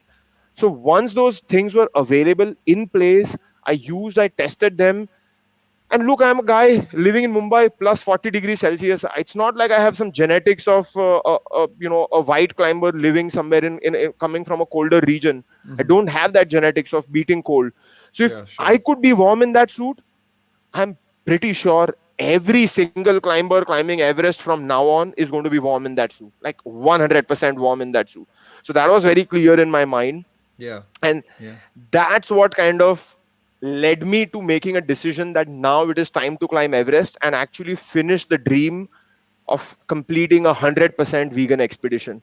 That is something that was always in my mind. That is how the project started. It Yeah. at some point it kind of diverged and said I'm going to prove the plant-based point. But believe me, while 2016 will, those 20 minutes I will always cherish in my life, it was the biggest regret and the biggest failure of my life. Right. And I should have tried harder when I did not. So I accept my mistake. I should have never gone in 2016. I could have easily waited. I could have worked harder. I could have built this suit. I could have done something else, persevered harder, gotten the suit, gone and climbed Everest. I didn't. I went and I climbed, and I will always regret that. There's no two ways about it. A lot of people told me, "Hey, but your one act changed so much for veganism." Yes, sure, I can take that, but I still contributed to killing that slaughtered geese, right? So nothing is ever going to take away that. So in my mind, that was a mistake, and I had to correct that. Uh, Yeah. that's what I did in Yeah. 2019. And it's one of those. It is kind of what's done is done, right? You know, what's done is done, and what we do next is what matters. And you took that Right. to its absolute extreme. You took that to the okay. What's done is done, and I want to make it right. So I'm gonna go and climb the highest mountain in the world again. You know, it's phenomenal, man. Phenomenal, like with phenomenal resilience. And we got some photos of you of you doing it as well. We got to show. Firstly, here's you in the new Save the Duck on a difficult part of that climb. So that's the Yes. north side, right? You were Correct. That like is the that. north side. That looks. It, I'm gonna be honest with you, man. That looks fucking horrible. It If looks you terrifying. that wall goes all the way about 3,000 feet into abyss. You fall from Oh there, my it's going to be a god. bad death. They would not even find your dead body if you fall from there. It, This was, by the way, the hardest portion of the climb. right. It just looks horrible. I just can't even begin to imagine like that. You got the face mask, the oxygen, all the everything together. The fact that if you slip and you fall, it's just forever. You just keep going, you know, and it just seems so. It just looks so uncomfortable to be climbing that, man. And then we have the a photo of you actually at the summit as well. Or at least I think it is. Anyway, it's off your Facebook. I hope it's on the summit. You can tell me if it is or if it isn't. Yes. This one. This was with Thi- you put some thi- text there this is this about. is this is I would say about 10 minutes below the summit. So Okay, not cool. still not the top. Still Perfect. not Well, the top. it's a good shot. It's a good shot, anyways. Right. At least we can look at that. I mean, that's 10 minutes off And you the can see summit. those mittens that were built for like what $100 by that local tailor It's in awesome, Kathmandu. man. It's awesome, awesome, man. And again, I just want the reason I chose this shot especially is to just I don't know if people can see, but just take a close look at the equipment attached to your face, to Kuntal's face, and just look at it. And look what it's covered in. A thin sheet of ice, right? You just can't even imagine how cold that is and how uncomfortable that must be, right? It was It's cold. It was legitimately cold on top of the north side, and it was just cold. It was mind-numbing cold and colder than my 2016 expedition. mm, But I was way more well prepared. I was experienced. I was stronger. I knew what I had to do, and the suit was great. I mean, the suit yeah, was yeah. amazing. I was wearing just one layer inside the suit. That's it. That's It incredible. was amazing. You were wearing wait, just let me just make you repeat that. You were wearing one layer under the suit. Are you I was kidding wearing me? one thermal layer inside my suit. What? That's it. That's It was insane. See, the problem is if the suit is too warm, then you Yeah. start sweating, and from your sweat you get cold. Right. So then it Okay. like Okay. works like a double-edged sword. So you can't like wear too much inside and then get too warm and then start sweating because you are walking really hard. It's like a big It's problem. just So like, it's just crazy to think, like, looking at you there, yeah, like this guy here stood here, clearly, like, it's phenomenally cold, and under that one, what seemingly looks like one layer of, like, jacket, you have just one thermal layer under. It's just yeah, so crazy to even imagine that suit is so good that's all you need, yeah. right? Wow. It is Amazing. really good. Like it is, I think it is market ready, commercial ready. Stuff that can be sold, and that would just Right. work for every climber. Awesome, man. Awesome. Now, like, with the current situation, right, and what's going on in the world, I guess, climbing mountains in other countries and going is a little bit out of the question, right? But so you've actually switched the focus a little bit, haven't you? You've switched to more of like a bodybuilding focus, which I've seen some posts of. So let's just quickly pull something up. I don't want to embarrass you or anything showing one of these photos, but you posted it out to the world, so as long as you're cool with me showing it. So yeah, this is you before. This is honestly on the left is how I knew you. When you were doing a lot of hiking. I remember thinking actually you had a body that was like you seem like you're built for hiking. Like you're just very rugged, very like that you didn't seem like somebody who would struggle with like the cold, for example. You seem like you could handle everything, right? Right. And then now you've kind of switched it more to a more focused on building the muscle and shredding the fat and going for more for that, right? Which I think is pretty Right. cool. So like, what's the goal with this then? What are you going for right now? Okay. So one of the issues that I'm constantly facing is that, hey, great, as a vegan, you are building all this amazing endurance. You can climb all these amazing mountains, but can you put on muscle? I'm like, there are hundreds, if not thousands, of bodybuilders across the world who are vegan. So it's Yeah. not like, you should be even thinking about that. But then, kind of, that's what kind of led me to this point. Hey, I can build this amazing endurance, or people think that I can maybe just build the amazing muscle. But can I do both at the same time? And that led me to my next project because look, I want to do something more challenging and I constantly want to up the game and prove the vegan point. So that's Yeah. my angle always. And so the next challenge here is that I want to get to a level where I can stand on top of a bodybuilding competition stage, a Okay. natural drug tested bodybuilding competition stage, because I don't Yeah. want to take any steroids or performance enhancing drugs to build a physique or to kind of build muscle. I want to go the natural way. So Yep. do that, stand on top of a stage, compete. I'm not saying I want to win a competition. I just want to compete. I just want to be, compete in a good fashion. Like if I stand on stage, people should not say, oh, he looks like poop. No, they should say, man, this is a kick-ass bodybuilder standing on stage, shredded at 6-7% body fat and Yep. jacked. Like that's what I Yeah, man. want people to say. I want to come down from the stage, and within 1 month of that, I want to go and climb a big mountain, maybe something like an Amadablam, Right. and kind of prove that I can build enormous amount of muscle and enormous amount of endurance both at the same time. I don't Awesome. think any bodybuilder has ever climbed a big mountain before. I don't think so, man. So that's what I want to prove wrong. That it can be done and that a vegan has done it. Yeah, So that's the kind of mindset that I'm going with. that's great. I again, from 10 years ago, a lot of people have said cannot be done, not as a vegan, and I'm still getting that, but I know it can be done. I know 100% it can be done. I have climbed Everest. I know what it takes to climb Everest. I've never done bodybuilding, but I know that there are tons of vegan bodybuilders out there who have done it.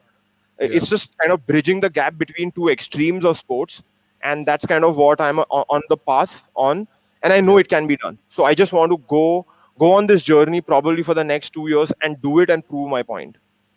And this is you. You're 41, right? I am 41. So this is you at 41. It's, dude, incredible, man. Incredible. Like, what like, the thing is, like I said, I don't think you were necessarily, you didn't look bad before. Like I said, you always struck me as someone who had you had a purpose built body. It was built for what you were doing, right? You weren't trying to look good. You were like, no, it does the job. This is great. And I you don't were care. fit and healthy. I don't care. As long Yeah. as I can climb mountains and I can, get my stuff done, I can, enjoy climbing the mountains, which I was. Exactly, Uh, exactly. You were fit. You were perfectly healthy. You were perfectly fit. There was nothing at all wrong with your previous kind of image. But now you're focused on actually trying to, I don't know, create more aesthetics, right? Show people, yeah, I'm building an aesthetic body now. Like, it looks good good to look at, and also you want it to be good for the performance as well. Which is, and add on muscle. So yeah, it's yeah, important to also show that because people always think protein equal to muscle, and vegans don't have enough protein. So kind of indirectly yeah. trying to answer that question, which I should have answered by climbing Everest, but I guess I'm not. So I have to do it maybe some other way now. Yeah, they do it to me as well, man. They say things like, I'll say like, oh, I ran a marathon in 3.5 hours. They're like, yeah, but endurance, well, that's nothing. Can you build muscle? And you're like, Right. I mean, like, you do realize you need muscles to run, right? It's not like you just like, what do you think my legs to do? What I do? How do you think your body can work? If I don't have good muscles, then I can't run. Right. It's the same with you. You can't hike, you can't do mountains without good Right. muscles. Just because they don't look big and bulging with veins popping out, it doesn't mean that there's something wrong with them. But that's this. You're totally right, though. People, you're just hitting the next angle now. You're like, all right, then you want proof of that? I'll get some big bulging veiny muscles as well. Then, if that's gonna prove it to you, and it's awesome, dude. It's awesome. It's a great way to go. I think it's the next challenge for you, and obviously you're already succeeding. So I'm looking forward to seeing how much more you can build, man. It should be really cool. We've got a super chat, by the way, from Samyak. It just sends us a smiley face and a 40 rupee contribution. Thank you so much, Samyak. Really appreciate that. Thank you so much. And one more thing before we get into the Q&A, actually. I remember that you are passionate about photography, actually, before. And there's a photo that stuck out in my mind. I liked it at the time, and then when I was doing some research for our interview, I found it again, and I was like, "Oh, great! I can show everybody this now." So let me just pull this up now. It's a beautiful photo. If I can pick it up, here we go. Yeah. So this is the photo. It's one of your favorites too, I believe, of the Milky Way and Everest in one shot. So is this still something? Are you still passionate about photography? Are you still doing that at the moment with this whole situation? Because look at that, man. That's phenomenal. Oh, that Beautiful photo has. shot. It took me a lot of effort to take that photo. I had to hike about 1,000 feet, Right. sleep the night. I like literally pitched the tent away from the mountain, climbed up 1,000 feet, slept the night. But the funniest part was that the Sherpas, we had a group of about 15 Sherpas, and they had bought a Yeti mask, and they had Right. decided on that very night to hike up, all wearing the Yeti mask and kind of scaring me that night. Oh, right. Luckily, luckily Mingma, who Yeah. was able to dissuade the entire Sherpa team that please don't do this. Let him take the pictures. He has been working really hard every night to kind of get a shot of Everest and Milky Yeah. Way and everything. So luckily they didn't disturb me that evening, and I was able to take this shot. It was cold. It was like super cold, but yes, photography will always remain near and dear to my heart. But right now, it has kind of taken a backseat because I'm not able to get into the mountains. I'm not able to Sure. go and climb any mountains, and and yeah. So, but it will always remain near and dear to my heart. So next time when I go out in the mountains or climb on the next mountain, I will definitely be photographing again. It's beautiful, man. Yeah, it's. I hope you do. I hope you can get some more shots like this. I remember when I think you actually maybe you showed me some other ones. Now you couldn't have showed me this one because this one was from. Wait, when's this one This one from? was from the north side of Everest. So yeah, it can't have been this one. But you showed me some, and I remember asking you at the time, like how are you how are you getting these shots? Because if I remember correctly, it wasn't like you had a nice camera, but it wasn't like. I remember being surprised that like you're capturing these amazing things with what seemed like not like the most professional cameras. I was like, Jesus, man, you must be doing something really special here to be able to catch this kind of stuff. And no, I was really impressed, man. Yeah, really impressed. I think two things. Majority of the credit goes to Himalaya. I think all you need to do is Yeah. literally point and shoot. And second is, I think, just learning a little bit of nuances of photography. Yeah. And even if you have like the very basic DSLR and a decent lens, believe me, you can capture some amazing professional level stuff if you just have a good understanding of the basics and fundamentals of lighting and photography. You're gonna have Not really yeah, hard. definitely you have a good eye for it as well, right? If you Yes, yes, if you yes. don't have the eye, no camera Yes, can make if your photos look good. correct, correct, correct. If you don't have an eye for it, right? You definitely do, man. You definitely have an eye for it. It's clear here. And so what the future, right? So we talked to you, the bodybuilding is happening. You're going to get back into the mountains too. You're going to be doing some more hiking, some more photography. But do you have any specific big challenges? Anything that's going to kind of rock the vegan world or the world in general? Anything we should keep an eye out for that's coming up for you, or at least when this whole thing goes away, hopefully soon. So, last year or so since the pandemic, I have also kind of like reassessing what impact I'm having as a vegan athlete, as a vegan mountaineer. And yes, online I can do a lot of veganism awareness, and through my talks, I reach out to a lot of people, and I do all of those things.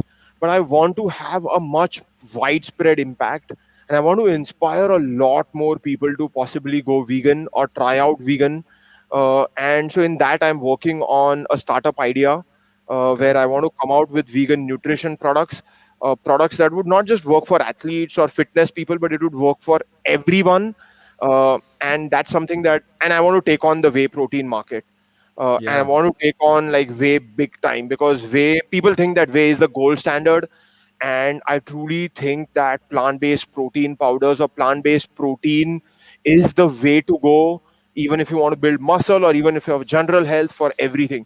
So Yeah. there's a nutrition startup idea that I'm working on, and I hope that it will see the light of the day in the next few weeks and months. Perfect, man. Yeah, do let me know when that comes up. I'd definitely be interested in giving you a bit of promotion on my across my channels as well once it's up and running. That would be awesome. So, Awesome. if you wanna, we're gonna do the Q&A now. If I guess I'll quickly mention now though, if anyone's not staying for the Q&A, make sure to follow Kuntal on Facebook and Instagram. The link is in the description, and also do make sure to check out the awesome documentary about Kuntal and his experiences on Everest and beyond. It's called Infinity and Back. So it's on YouTube. So do go and check that out as well. And now let's jump into the Q&A. We've got a few questions. So let's go. Let's pull this one up. Nice one. Nice easy one to kick off with. Ria, what's your usual breakfast? My usual breakfast for the last 10 years has been practically the same every single day. I'm a boring guy in that sense. I like my life to be very simple. I have like four t-shirts and two jeans so that I don't have to select what I need to wear in the morning, what I need to wear Nice. at home. Very, very, very regimented days. So every morning I eat a smoothie, which is basically a oat smoothie. Uh, Okay. I mean, you can essentially say that I love oatmeal, but I don't love hot oatmeal. So I instead, drink a cold oatmeal, which is essentially oats mixed with some form of protein, mixed with some form of fruits. And I just blend it and I drink it. And it's been Nice. my go-to thing for the many, many, many years. It kind of, changes the fruit that I use or the kind of sweetenings I use and the kind of proteins I use. But Yeah. the base, it's always oats, and That's and cool. that's what my go-to breakfast. Nice. I might try that. I might try. We have smoothies every morning here, Annie and I, my partner. But I don't think we've been throwing oats in. We might try that actually. If you stand by it, let's try it out. We have two super chats actually. We have one without a question. Just to quickly pull that up and to say, oh, it's not quickly actually. So it has a comment. I didn't see that. You both inspired me so much, man. That's a really nice comment again from Samyak. Thank you so much. Thanks so much for contributing and for the Thank you so much, Samyak. lovely words. And then we have a question from Riley McIntyre, who asks, "You should have been in the Game Changers. Were you approached for it?" I am genuinely flattered that you think I should have been in the Game Changers. No, I was not approached for it. I think all the athletes in Game Changers were amazing. They're athletes who inspire me to do better, and kind of people like Nimai Delgado or Patrick Baboumian, and those are the guys who kind of inspire me to kind of break these limits and go beyond what I've done before. So I would have been thrilled to be part of Game Changers, but I don't think I'm there yet. I actually would disagree with you on that, man. I think you are absolutely there. I think they maybe. I know that for a fact. I know they had to cut at least one or two people out because I don't know. I don't think they had time to cover some of the stories. So I think that probably played into it. They had to pick the people that were going to have I guess, the biggest bang for the buck, maybe. Which I think you should have been in that sense because Everest. I mean, that's bang for your buck, right? That's impressive, but I don't know. Maybe they were going for more of the aesthetic side of things, really. I mean, apart from Scott Jurek, it was very much focused on the kind of sprinters and the muscles and so maybe The they muscles, wanted right. more of that stuff, But I think you could have easily taken the place of Scott Jurek, for example, and they could have had a whole your path of Everest rather than Scott's path across, wherever the hell he was running, which was incredible, by the way. What he did was incredible, to be fair. But I think your story is just as incredible, man. I think you could have absolutely been in that place. And they're doing a follow up. I think I heard something that they're doing some new project. So who knows, man? Maybe they would get in contact with you. Who knows? Yeah, Who who knows? knows? Or maybe you can pick. I don't know. You don't. Do you have I don't know if this is too personal, but do you have a manager, like a PR manager or something like that? I don't. So I actually every single bit of PR or news articles that I've gotten until now have all been free. So there has been no Okay. one who has actually managed it for me. And since we are at the point of PR, I have to say one thing. Okay. Anytime anyone reaches out to me for like, hey Kuntal, you did load C, I would like to write an article about you. The only condition that I have for them is if you will write the word vegan in the headline, I will give you an interview. Otherwise, I will not give you an interview. So I sometimes I see. think that is also works negatively towards me, Okay. but Okay. I don't think I care. They It's have to worth put the it. word vegan in the headline. That's it. That's all I care about. Yeah, I saw again whilst I saw this a while ago, but also whilst I was doing some research again because I wanted to like make sure we got through all the important stuff. I saw a post from you. I loved it. You talked about how somebody invited you to speak, and they said, "But you're not allowed to talk about veganism." So you said And like, "Nope." this was like the one of the most prestigious yoga related organizations in India. I was Yeah. so pissed at that person. I'm like, the most integral part of my life, because I don't agree with you, you will not let me speak about it. That doesn't make any sense to me. Why are you even inviting me then? Hmm. So Yeah. I am very upfront about this. If you don't allow me to speak about veganism, I'm not coming on your anything. I'm not even going to Absolutely. write for you. I'm not even going to do a video for you, not a live, nothing. That has to be Yeah. part of the Yeah. discussion. Otherwise, I'm not coming. I had a very similar situation where I was invited to this spiritual kind of I don't know what you would call it. I don't want to offend anyone, but it felt a bit culty when we were there. Like it was kind of like a newer religion kind of thing when we were in India, which you obviously you know how India is with like a lot of different kind of sects of different religions, and some are quite newer, and some are older, and some are there's a lot of religion in India, and this was one of these kind of not so popular ones, let's say, not so famous ones, and they'd invited me to speak. And then when I got there, they told me that I'm not allowed to talk about anything that's like, about the animals being violent and being killed and things like that. I was like, dude, I'm an animal rights activist. I'm here to give a talk about animal rights. What else do you want me to talk about? Like, I'm not going to talk about anything. And literally, that's all I'm here for. My entire presentation is that. So it's either we talk about that or I don't talk. And eventually, they just gave in and said fine. And it was a bit of a shock for the people. I don't know. I just don't think they thought it through when they invited me. Like, what is this guy going to talk about? Is he going to piss everyone off? And I did piss everyone off. It did upset a lot of people. A lot of people left, but then a lot of people stayed. So it's given. It happens, right? You lose some people. They were upset. They were disgusted in what they were seeing and what I was saying. And a lot of people sat there and looked very emotional. So, but yeah, the point is I've been through it. They try and censor you and why invite you in the first place? It's so crazy. Yeah, yeah. Why even give you the stage if they're not going to allow you to talk about the things that you're passionate about? It's crazy. It's crazy. Let's have a look. We got another question. We got a question from Annie, actually, my partner. She says, "Kuntal, you rock." Two questions. What is your favorite animal, and what is your favorite food? What is your favorite animal? That is a super tricky question, but I remember visiting the farm sanctuary in Los Angeles back in 2007, 2006, before I was actually moving to Mumbai for good. I have never been like an animal kind of a person. Yeah.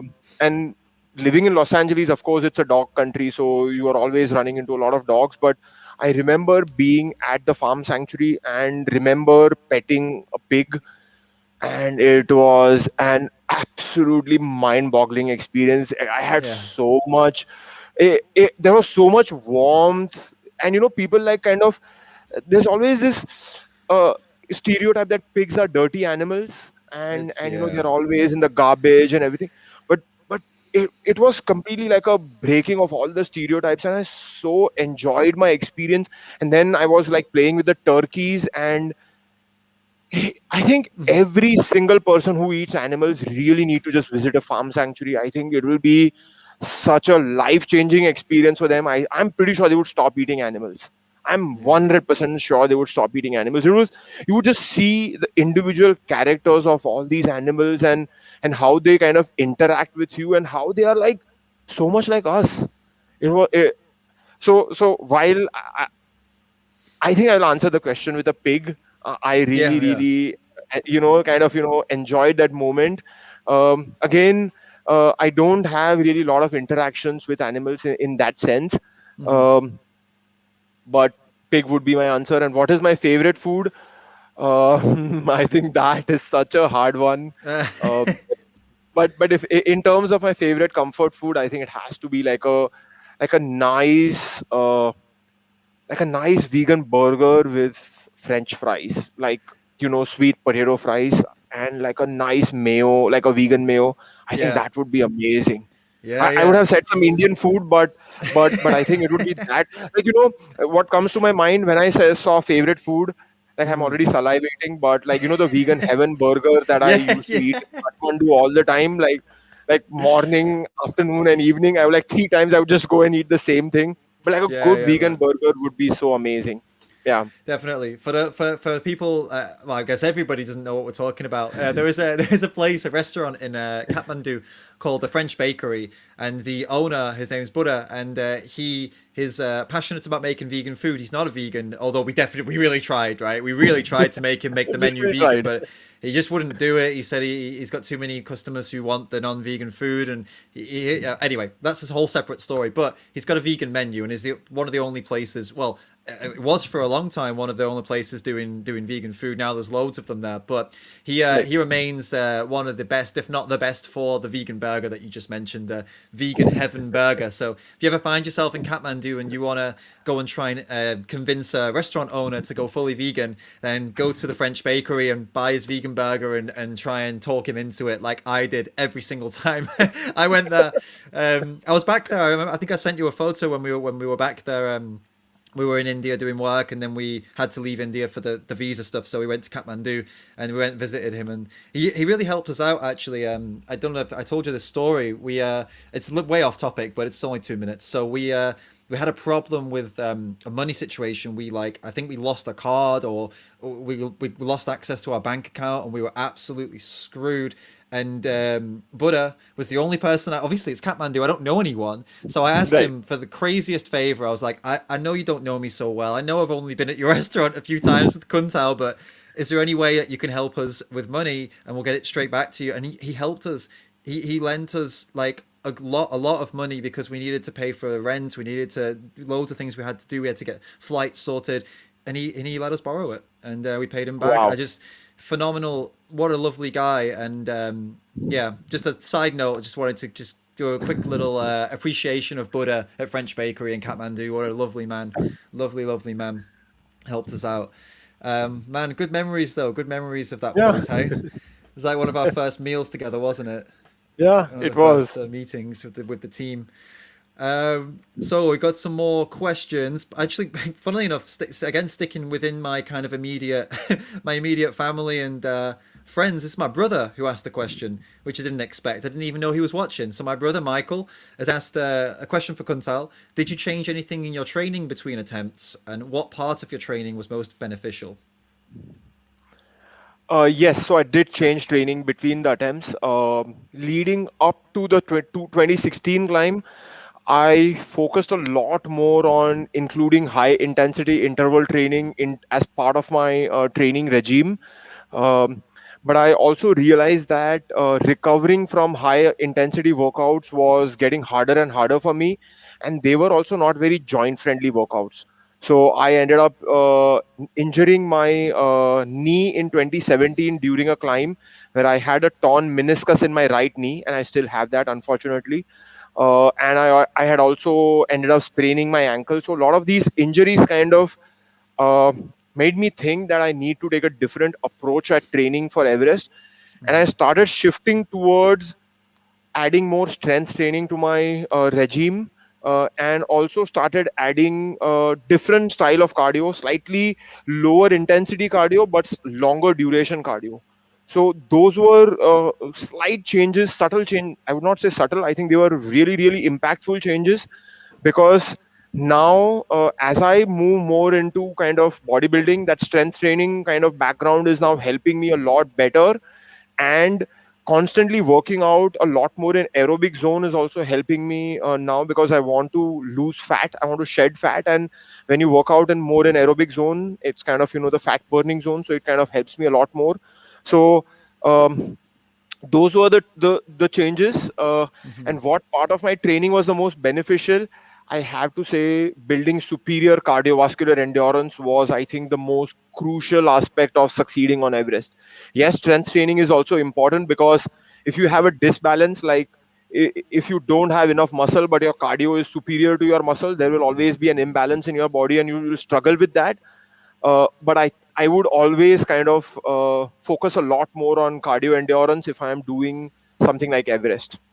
Uh, so that Yeah. was, I think, for me the most beneficial piece in my training. Awesome, man. Awesome. That's really useful for people who are even thinking about doing anything like this to not make the same, I guess not mistake, because it's a learning curve, but they don't have to go through that learning curve now, which is good. You've given them the shortcut to the best kind of training, which is awesome. And look, we got one more question. Unless anyone wants to send through any last minute questions, you've got the link in the pinned comment, or I'll tell you what.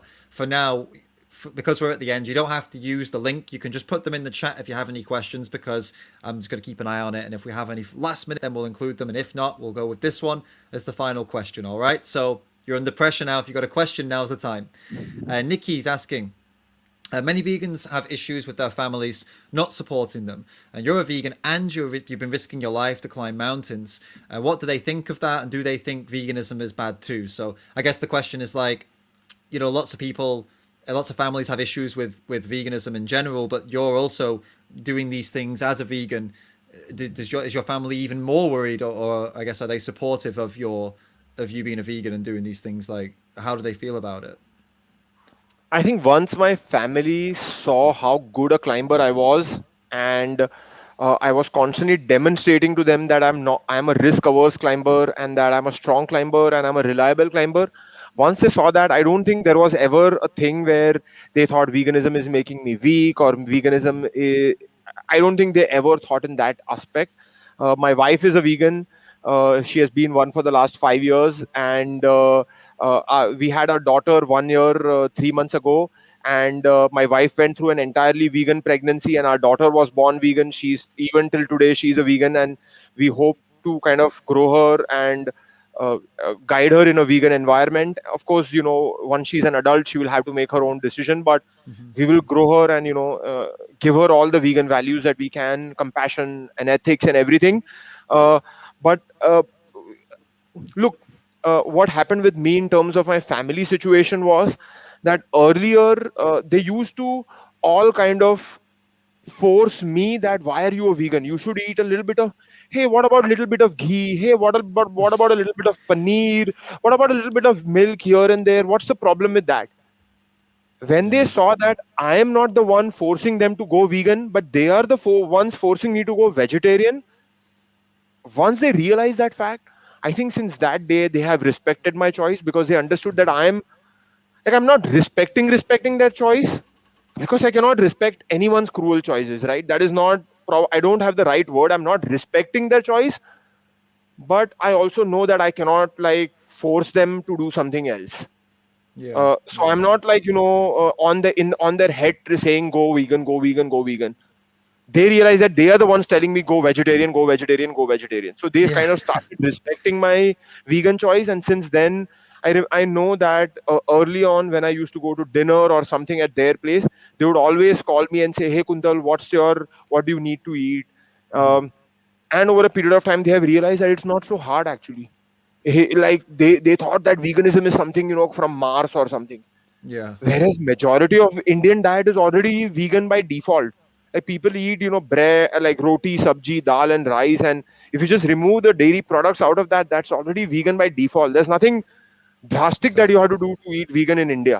So they already, Exactly. all of them are realizing that, and so my life, and luckily being in a vegetarian family, people that love animals, I have never had like that difficulty. So Yeah. Yeah. in That's that good, sense, I've man. been lucky.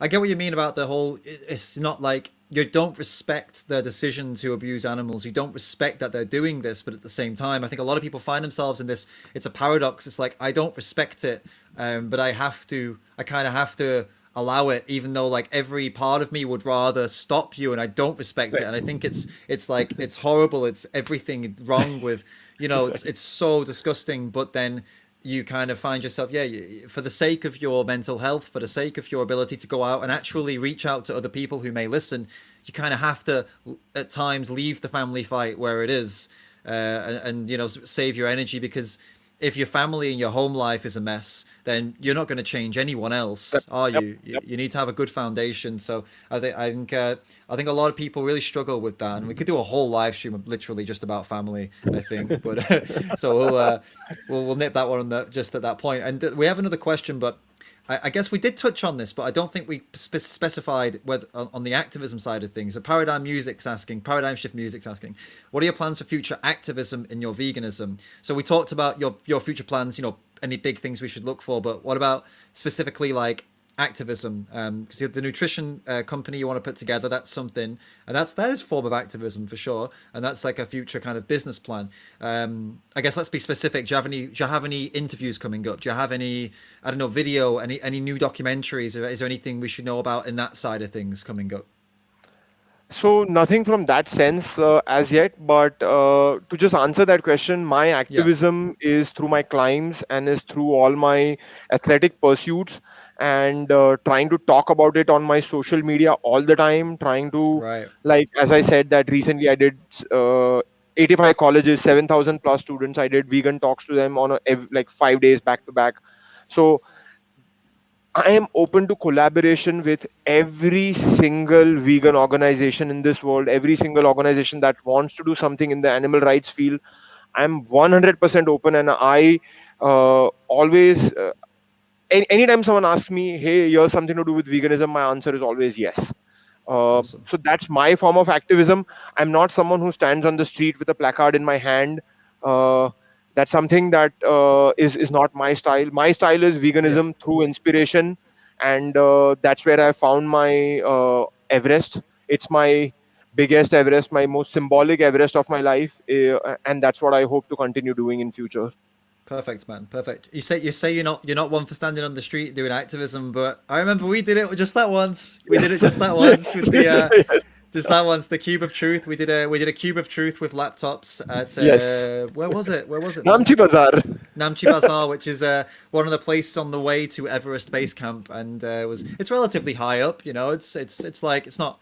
It's high. It's like it was a challenge to get there. So I was particularly tired. You were fine, obviously, and the other we were doing it with Yogi was also fine, and we Yes. did a bit of outreach. It was pretty good. It was pretty successful. People were pretty Yeah. interested in what we were doing, and we had some nice conversations. But totally, I agree with you, man. You work to your strengths. That's not your strength. You doing that, in my opinion, it's good, it's valuable, but it's kind of a waste of your time when you could be doing things that are gonna, for what you normally do, your activism, your climbing activism, that is gonna reach, so many more people than your time spent there is better, is what I'm trying to say. And for those people who don't have the opportunity to, climb mountains like you do, or don't have that same ability, then and they do the thing they're passionate and they're good at, and that's how their activism goes. And For a lot of people, that can be going out on the streets. For some people, that can be creating content. It's wherever your skills lie. Yeah, for sure. And we have one more question. I think we'll go for one more question, and it's from my brother again, actually.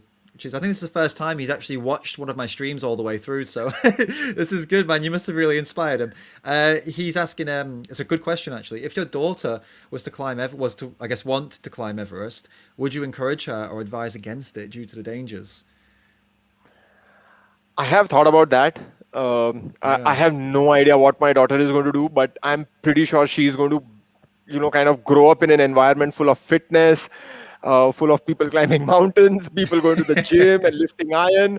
So I'm going to, as she grows up, I'm going to kind of guide her or mentor her in that style and bring her up in that style.